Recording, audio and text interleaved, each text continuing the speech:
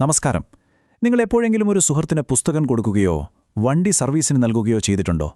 ഉണ്ടെങ്കിൽ നിങ്ങൾ അറിയാതെ തന്നെ ഇന്ത്യൻ കരാർ നിയമപ്രകാരമുള്ള ഒരു ഇടപാടിൽ ഏർപ്പെട്ടിട്ടുണ്ട്.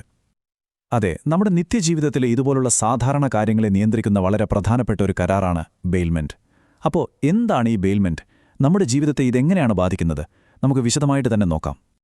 ഈ വിഷയം മുഴുവനായി മനസ്സിലാക്കാൻ നമുക്കിതൊരു 6 ഭാഗങ്ങളായിട്ട് തിരിക്കാം. ആദ്യം ബെയിൽമെന്റ് എന്താണെന്ന് കൃത്യമായിട്ട് മനസ്സിലാക്കാം. പിന്നെ ഇതിലെ പ്രധാനികളായ ബെയിലോറിനെയും ബെയിലിയെയും പരിചയപ്പെടാം. അവരുടെ ഉത്തരവാദിത്വങ്ങളും അവകാശങ്ങളും എന്തൊക്കെയാണെന്ന് നോക്കും. അതിനുശേഷം ഈ കരാർ എങ്ങനെയൊക്കെയാണ് അവസാനിക്കുന്നതെന്ന് ചർച്ച ചെയ്യും. അവസാനം എല്ലാ പോയിന്റ്സും ഒന്നുകൂടി ഓർത്തെടുക്കാം. അപ്പോ നമുക്ക് നേരെ കാര്യത്തിലേക്ക് കടക്കാം. എന്താണ് സത്യത്തിൽ ഈ ബെയിൽമെന്റ് എന്ന് പറയുന്ന കരാർ? ഒന്നാലോചിച്ച് നോക്കിയേ, നിങ്ങൾ എപ്പോഴെങ്കിലും ഒരു സുഹൃത്തിന് പുസ്തകം വായിക്കാൻ കൊടുത്തിട്ടുണ്ടോ? അല്ലെങ്കിൽ ഒരു ഹോട്ടലിൽ ചെല്ലുമ്പോൾ കാറിന്റെ താക്കോൽ പാർക്ക് ചെയ്യാനായി അവിടുത്തെ വാലേക്ക് നൽകിയിട്ടുണ്ടോ? സത്യം പറഞ്ഞാൽ ആ നിമിഷം നിങ്ങളൊരു ബെയിൽമെന്റ് കരാറിന്റെ ഭാഗമായി കഴിഞ്ഞു. ഇന്ത്യൻ കരാർ നിയമത്തിലെ സെക്ഷൻ 148 ഇതിന് കൃത്യമായൊരു നിർവചനം നൽകുന്നുണ്ട്. ലളിതമായി പറഞ്ഞാൽ, ഒരു പ്രത്യേക ആവശ്യത്തിനു വേണ്ടി ഒരാൾ തന്റെ ഒരു വസ്തു മറ്റൊരാൾക്ക് കൈമാറുന്നു. ആ ആവശ്യം കഴിഞ്ഞാൽ ആ വസ്തു തിരികെ നൽകണമെന്ന വ്യവസ്ഥയിലാണ് ഈ കൈമാറ്റം. ഇവിടെ ഏറ്റവും പ്രധാനമായി ഓർക്കേണ്ട ഒരു കാര്യമുണ്ട്. നിങ്ങൾ വസ്തുവിന്റെ ഉടമസ്ഥാവകാശം, അതായത് ഓണർഷിപ്പ്, കൈമാറുന്നില്ല. മറിച്ച് അത് കൈവശം വയ്ക്കാനുള്ള അവകാശം, അതായത് പൊസഷൻ മാത്രമാണ് താൽക്കാലികമായി നൽകുന്നത്. നിങ്ങളുടെ കാറ് വാലേക്ക് കൊടുക്കുമ്പോൾ കാർ അയാളുടേതാകുന്നില്ലല്ലോ, അല്ലേ? അതുതന്നെ സംഭവം.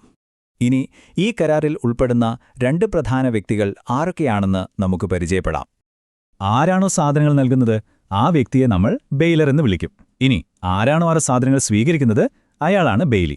ഓർക്കാൻ എളുപ്പത്തിന് കൊടുക്കുന്നയാൾ ബെയിലർ, സൂക്ഷിക്കുന്നയാൾ ബെയിലി. സിമ്പിൾ. ശരി, നമുക്ക് ആദ്യം സാധനങ്ങൾ നൽകുന്ന ആളുടെ, അതായത് ബെയിലറിന്റെ ഭാഗത്തുനിന്ന് ചിന്തിക്കാം. എന്തൊക്കെയാണ് അവരുടെ കടമകളും അവകാശങ്ങളും? ഒരു ബെയിലർ എന്ന നിലയിൽ നിങ്ങൾക്ക് പ്രധാനമായും 3 കടമകളുണ്ട്. ഒന്നാമത്തേത്, നിങ്ങൾ നൽകുന്ന വസ്തുവിന് എന്തെങ്കിലും കുഴപ്പങ്ങളുണ്ടെങ്കിൽ ആ വിവരം ബെയിലിയോട് തുറന്നു പറയണം. ഉദാഹരണത്തിന്, ബ്രേക്കിന് ചെറിയ പ്രശ്നമുള്ളൊരു കാറാണ് നിങ്ങൾ വാടകയ്ക്ക് കൊടുക്കുന്നതെങ്കിൽ ആ കാര്യം മറച്ചുവെക്കരുത്. ഇത് സെക്ഷൻ 150 പ്രകാരം നിർബന്ധമാണ്. രണ്ടാമതായി, ആ വസ്തു സൂക്ഷിക്കാൻ ആവശ്യമായ ചിലവുകൾ വഹിക്കേണ്ടത് നിങ്ങളാണ്. മൂന്നാമതായി, ഒരുപക്ഷെ ആ വസ്തുവിന്റെ യഥാർത്ഥ ഉടമ നിങ്ങളല്ലെങ്കിൽ അതുമൂലം ബെയിലിക്ക് എന്തെങ്കിലും നഷ്ടമുണ്ടായാൽ അതിന്റെ പൂർണ്ണ ഉത്തരവാദിത്വവും നിങ്ങൾ ഏറ്റെടുക്കണം. കടമകൾ മാത്രമല്ല, ബെയിലറിന് ശക്തമായ ചില അവകാശങ്ങളുമുണ്ട്. നിങ്ങൾ പണമൊന്നും വാങ്ങാതെ സൗജന്യമായാണ് ഒരു സാധനം നൽകിയതെങ്കിൽ നിങ്ങൾക്കെപ്പോൾ വേണമെങ്കിലും ആ കരാർ അവസാനിപ്പിച്ച് അത് തിരികെ ചോദിക്കാം. പോരാത്തതിന് നിങ്ങളുടെ വസ്തുവിന് മറ്റൊരാൾ കേടുപാടുകൾ വരുത്തിയാലോ അല്ലെങ്കിൽ ബെയിലി അത് ദുരുപയോഗം ചെയ്താലോ നിങ്ങൾക്ക് നിയമപരമായി നീങ്ങാനുള്ള എല്ലാ അവകാശവുമുണ്ട്. ഓക്കെ, ഇനി നമുക്ക് റോളൊന്ന് മാറ്റാം. ഇപ്പോൾ നിങ്ങളാണ് സാധനങ്ങൾ സൂക്ഷിക്കുന്നയാൾ, അതായത് ബെയിലി. അപ്പോൾ നിങ്ങളുടെ ഉത്തരവാദിത്തങ്ങളും സംരക്ഷണങ്ങളും എന്തൊക്കെയാണ്?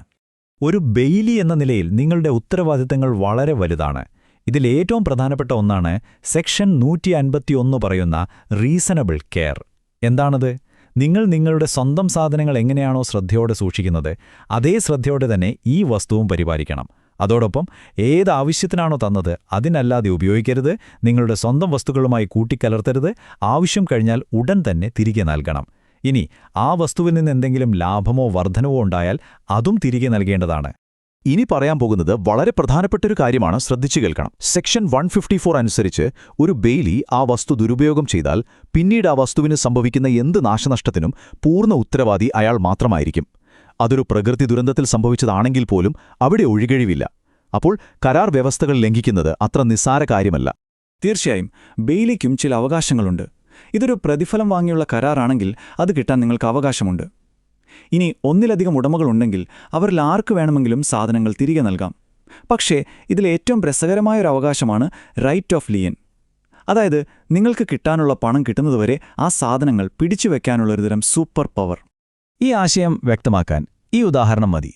ഒരു തയ്യൽക്കാരന്റെ കാര്യമെടുക്കാം. അയാൾ തയ്ച്ച കോട്ടിന്റെ കൂലി കിട്ടുന്നതുവരെ ആ കോട്ട് കസ്റ്റമർക്ക് കൊടുക്കാതെ പിടിച്ചുവെക്കാം. ഇതിനെയാണ് നിയമത്തിൽ പർട്ടിക്കുലർ ലിയൻ എന്ന് പറയുന്നത്. അതായത് താൻ ജോലി ചെയ്ത വസ്തുവിന്മേലുള്ള അവകാശം. അപ്പോൾ എങ്ങനെയാണ് ഈ പ്രത്യേക കരാർ അവസാനിക്കുന്നത്? ഒരു ബെയിൽമെന്റ് എപ്പോഴൊക്കെയാണ് റദ്ദാക്കപ്പെടുന്നത് എന്ന് നമുക്ക് നോക്കാം. ഒരു ബെയിൽമെന്റ് കരാർ പല കാരണങ്ങൾ കൊണ്ട് അവസാനിക്കാം.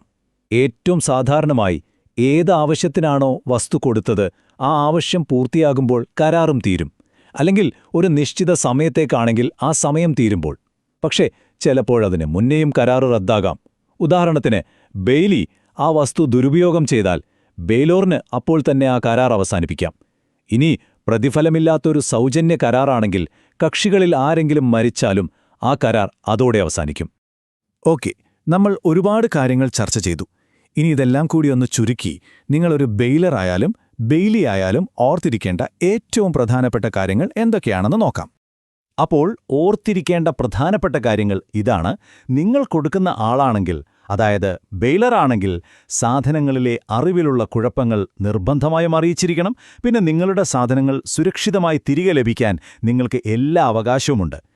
ഇനി നിങ്ങൾ സൂക്ഷിക്കുന്ന ആളാണെങ്കിലോ, അതായത് ബെയ്ലി ആണെങ്കിൽ, നിങ്ങൾ ആ സാധനങ്ങൾ നല്ല ശ്രദ്ധയോടെ സൂക്ഷിക്കണം. അനുവാദമില്ലാതെ ഒരു കാരണവശാലും അവ ഉപയോഗിക്കാനും പാടില്ല. അപ്പോൾ ഈ നിയമങ്ങളൊക്കെ അറിഞ്ഞ സ്ഥിതിക്ക് അടുത്ത തവണ നിങ്ങളൊരു സുഹൃത്തിന് ലാപ്ടോപ്പ് കൊടുക്കുമ്പോഴോ അല്ലെങ്കിൽ ഡ്രൈ ക്ലീനിങ്ങിന് തുണി കൊടുക്കുമ്പോഴോ ഇതിനെക്കുറിച്ച് ഓർക്കുമോ? നമ്മൾ ദിവസവും ചെയ്യുന്ന ഈ സാധാരണ ഇടപാടുകൾക്ക് പിന്നിൽ ഇങ്ങനെയൊരു നിയമവ്യവസ്ഥ ഉണ്ടെന്നറിഞ്ഞപ്പോൾ നിങ്ങളുടെ കാഴ്ചപ്പാടിൽ എന്തെങ്കിലും മാറ്റം വന്നോ? ഇതിനെക്കുറിച്ചൊന്ന് ചിന്തിച്ചു നോക്കൂ. നന്ദി.